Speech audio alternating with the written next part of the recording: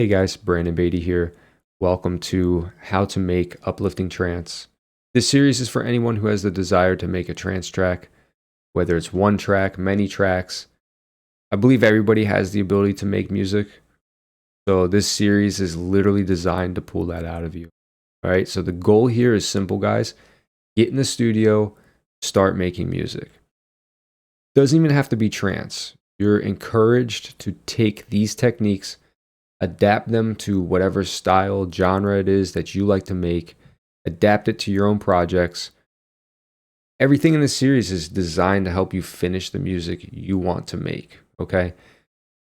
So overall, this is a learning space. Everybody's free to learn, to experiment, and to try. Seriously, guys, you need to remember electronic music has always been about experimentation.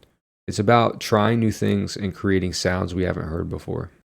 So leave your fears, your doubts at the door, because I promise you guys, anybody can do this. So if you're ready to get started, make sure you start with episode 1, and I'll see you guys there.